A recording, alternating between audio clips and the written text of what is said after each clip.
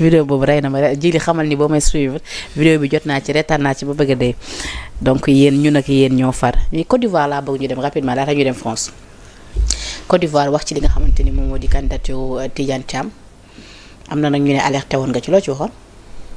Penda baal fàtte bi nag yow tamit fii lañ ko waxtaanee woon. Tidiane man li nga wax dafa bëri nag. ma jàpp lépp. Penda nga fàtte. waaw ñu waxtaanee ko fii. Sénégal 7 fii ñu waxtaanee ko avant xew-xew bi di ñëw nii. fàttali ma ak yi ma lay wax ci suuf te duñ ko wax ci kaw. li ngay wax ci suuf moom bari na trop. li ngay wax ci suuf mënu wax ci kaw de mais yow xam nga ni yi wax ci suuf du li ñuy wax ci kaw. waaw waxaat ci kaw Tidiane. mais Tidiane Thiam bi Sénégal Ivoirien bu tudd Tidiane sant Thiam lu mu lay jox tur bi lu mu lay jox tur bi fu mu lay yóbbu. Sénégal. Sénégal la may indi. oui papam moo migré woon je sais pas maamam. mais ñoom ñu juddoo fa ba pare membre de sa famille am na ñaari frères yu jot a nekk ministre. ñu ne moom sët la ci Houphouët-Boigny. si parce que côté yaayam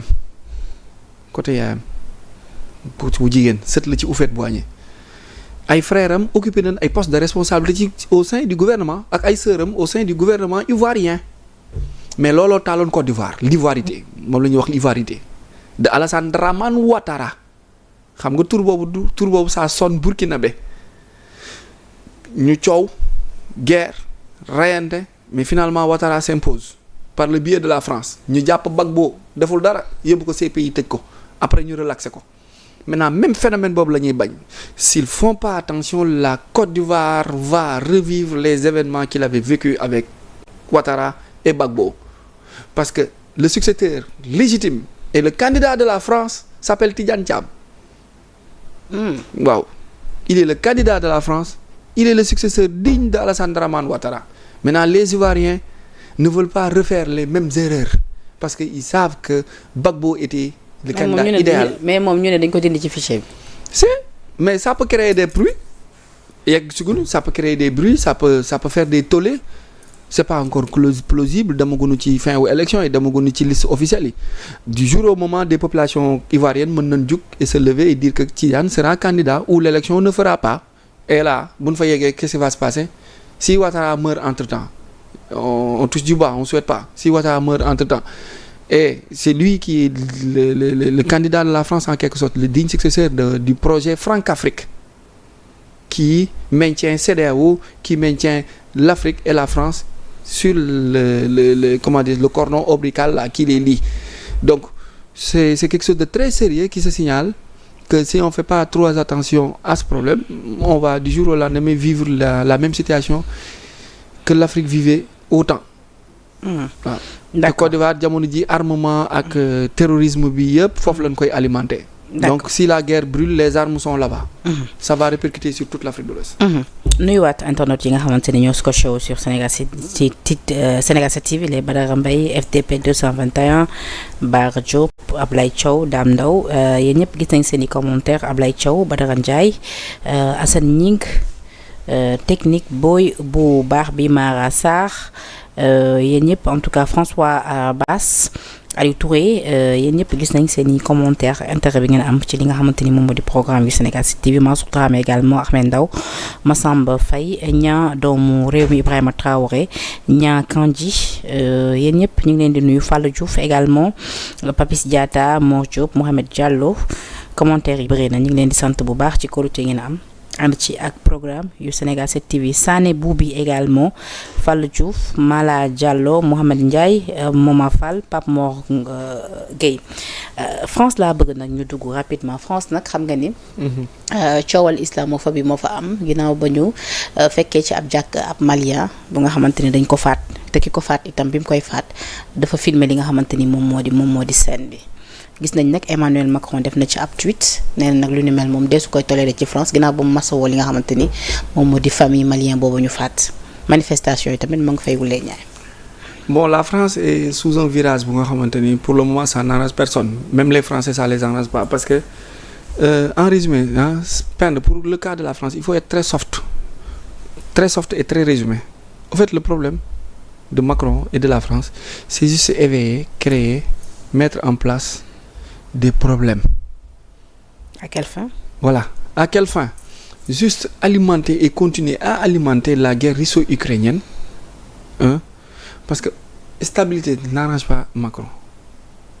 Moom sa politique son programme stabilité bi ça lui arrange pas il faut aller au front parce que moom son existence mi ngi dépendre ci le fait d'aller au front islamophobie islamophobe djihadiste terroriste yooyu yëpp c'est des termes yi nga xamante ni c'est l'Occident qui l'a créé et tu sais ce qui va se passer Soupa. Qu'est-ce qui va se passer Soupa? On va désoccidentaliser l'Occident et dédollariser le dollar, faire chuter toutes les instances de Bretton Woods et faire l'or la pièce de référence.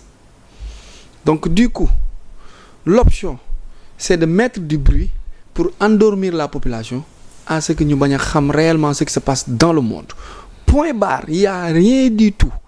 Continuer à endormir la population pour se faire passer sous les mailles et continuer leur politique là de détournement de mentalité et d'objectifs. Pendant ce temps, les Poutine et Trump ñoom ils sont dans la politique de move to move. Mooy dañuy créer ay spéculation pendant ce temps nit ñi nekk ci spéculation yi ñoom ñuy dem ci beneen côté. Tarif douanier yi fii lañ ko doon expliquer man la woon ça ne concerne pas l'état chinois doo mës a dégg fii ñu wax ci bu suba ba ngoon yaa ngi nii déggatoo ko ay guerru Iran États-Unis ne woon naa la peine doo fi dégg bal bu tàkk ak yooyu noonu déggatoo ko ce qui c'est li nekk di xew ci àdduna bi moom la ñuy wax en diplomatie move to move move contre move mooy da am ay faux drapeau da ngay def clignoter gauche jàdd droite pour détourner l'ennemi ak l'adversaire pendant ce temps muy détourner yow tu es dans autre chose yooyu yëpp c'est des événements yuy pousser la population à ce que ñu focaliser ci événement pendant ce temps qu'il faut se focaliser bu dee 2 jours une semaine ñoom ñu détourner ci beneen fait looloo fi nekk moom la ñuy wax en diplomatie move contre move mooy tu mets une chose nit ñi daw mi ngi mel ni ay weñ topp la nga sànni fi mango ñu dem fee pendant ce temps ngay dugal ñaari njur ñuy daw di ñëwaat nga bàyyi boobu institut c'est ce qui s'est passé toujours dans le monde ci yooyu la nekk donc yooyu yëpp c'est des faits yi nga xamante ni. kon daal lii am nii da nga jàpp ni ay faits la yoo xamante ni. ça peut être des faits réels. Ça peut être des faits réels mais bu ci président spéculé fait réel la kay plus que malien ba moom ñàkk na ci bakkanam. voilà léegi nag donc président bi c'est spéculé. mais ndax war nañ fekk ab jullit ci biir jàkk mu toog di jaamu yàlla ñu koy faat. soo bëggee taal guerre nooy def soo bëggee yee fitna nooy def ay nit takk nu bomb dugg ci jàkk ñooñu ay jullit lañ on les appelle des islamistes ñi takk ay bomb attentat dugg ci ay jàkk bés bouton mu tàkk. ci situation yu ñu mel nuñ ko war a gérer peut-être pour l'éviter dans le futur parce que yu ñu mel moom yu ñuy faral di gis la rawatina ci réew tugal jeex na. yii c'est les derniers détails là qui restent lii mooy le benn coow jeex na àdduna dootoo fi déggati coow ak guerre ak yii ay benn la jeex na moo ci des nettoyage bi foo teg ni moom moo ci des parce que Trump est là et Poutine falaa ko teg c'est ça. Aaron nag yow da nga wóorul trop Trump. c'est le meilleur président du monde mook Poutine ils vont régler le monde l'âge d'or la fin des guerres la paix. parlant de Poutine tuuti après jox ma benn mën nga ma tegal benn photo ba bëgg. ñi boo xoolee seen kanam yi xam ne c'est des réels man. Tu regardes leur visage tu sais que ñoom ci ay ñii c'est des jésuites c'est des orthodoxes évangile bu njëkk bi lañ yore ñii il croit à un Jésus noir. photo bi boo ko xoolee lu mu lay loo ci mën a jàngal. yedd diggante jàkkaarloog sa doom ak Zelensky. jàkkaarloog sa doom di ko yedd di ko wax di ko sant di ko tere. mais pourquoi seen chaise yi war a sësante ni. amul benn protocole tête à tête B2B toogal ma wax la xam naa tu arrêtes da ngaa déggati Zelensky. ni nga ko doon gisee ci média yeeg télé yeeg rajo yi yeeg nangam da ngeen déggati Zelensky du ngeen ko déggaat même sort que Obama même sort que Michel mi nga xamante ni Michael la tudd góor la jabaru Obama même sort que Biden même sort que Bush même sort que Poutine Biden ñoo bokk même at ñoom ñëpp les Macron les Zelensky tout ça. kon daal en quelque sorte dafa sës moo tax mu dem gisanteeg Zelensky sës ak moom ni pour. dernier recours les dernières recommandations recommandation bu ko jëfewul xam na ni régler le problème la diplomatie économique. kon daal sësante bi loolu lay teg. waaye en diplomatie lii yaa parce que certainement amoon na yeneen cadre yoo xamante ni mën nañ fa toog. non boobu xam nga day laaj benn protocole bu yaat lii boo ko xoolee xam ni ça demande pas un protocole kii mi ngi lay yedd mi ngi naan la lii nga nekk nii Macron la ci dugal ak ñi la ci dugal yëpp bu guerre bi tàkkoon duñ la ci fekk ci parce que Trump a désarmé l'Europe comment par l'organisation